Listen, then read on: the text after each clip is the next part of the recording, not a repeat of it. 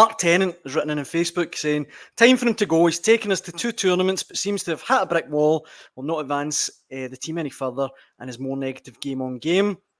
Ryan Davidson follows that up with, he said that it's evolution he's trying to achieve. He's taking us back to the Jurassic period with his tactics and team selection. However, Swanee, there was, or has been, quite a noticeable, a sizable amount of comments defending Clarke. Stuart Cunningham, Rome wasn't built in a day. You can see the progress with the squad under Clarke. Bruce Hosey, Steve Clarke is the most successful manager Scotland in a long time. Who are we going to replace him with? Who could do a better job? 90% of the squad are bang average. And James Taylor chimes in with this on Facebook. It's nothing to do with Clarke. The goalie sold the first goal. We knew Ronaldo would score. We're simply not good enough at this level, and any other manager would struggle now. Where do you fall in the kind of Steve Clarke debate, Swanee? I think James's point there at the end is quite interesting. Something struck me when I watched the game last night, probably more so than the Poland game, but I would bracket the two of them in the same. Now, I take on board Keith's point. Obviously, the change with Billy Gilmore coming back in brings you more composure into the middle of the pitch. The system change perhaps has made a difference. Looks like it has. Gives you another alternative in there. Somebody else to take the ball. But everybody's going to mention Clarke.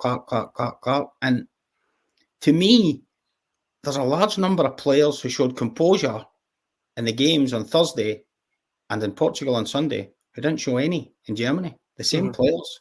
Now, we keep going back to Steve Clarke all the time. The players have to take a shoulder of responsibility for this as well. There was decision making. Guys were just getting rid of it. They couldn't string two passes together in Germany. I don't know what it was, whether it was the build-up. We qualified a long time before the actual finals. There was such a build-up. I don't know whether mentally, emotionally, they played the games before they even got there, and they were just because they just didn't seem themselves. All of us said it when we watched the games from Germany. All of us looked at that team and thought those boys are unrecognisable from the ones who qualified us. Forget the games that came after that. This is all getting bracketed into, it's one winning, however, 14 or whatever it is. I'm not saying tools get downed after you qualify, but there's a natural downturn. Then they played a lot of big hitters in the friendlies to try and get themselves geared up. I just think the players didn't turn up in Germany. And Clarke has to take his responsibility. Of course he does. That decision to leave Billy Gilmore out of the first game just looks, as Keith says, crazier and crazier with every passing match that's happened subsequently. But it can't all just be down to the manager. There were situations last night at 1-1 when they were banging trouble. They were under a really hard, to go all hipster about it, they were under a really hard press. And Portugal were getting after them, and they kept the head, and they passed it out, and they played through the lines, as Scott said, and they kept it, and they got bodies forward onto the counter-attack because they did it well. They were passing 6, 7, 8, 9 times in a row, not panicking, not trying to force it, coming back if it wasn't on. They didn't do that once in Germany. Not once. And this is guys like Andy Robertson and things like that, same players. Aye. So I just think it's not all on the manager. I'm convinced of that. And I don't think, while it's going brilliantly, it's all on him. While it's also started going slightly badly, I don't think it's all on him either. I know managers always carry the can, but the players didn't turn up in Germany. Last 2 games, we've seen the players play as they can. And I know it's a results business, and I know mistakes are part of the game. And I know that, you can't just wash them aside. But, we are getting a draw last night. Well, we're a goal up and Angus Gunn makes a mistake, as has been mentioned by the lads. Then you've got, the ball into the box at the end. And Scott McKenna's only doing what was it, 900 times has happened before.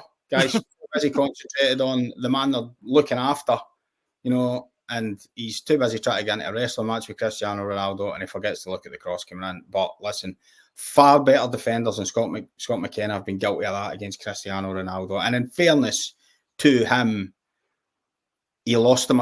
He was lost a couple of times. There was a header back across Angus Gunn that hit the inside of the post. He got lost.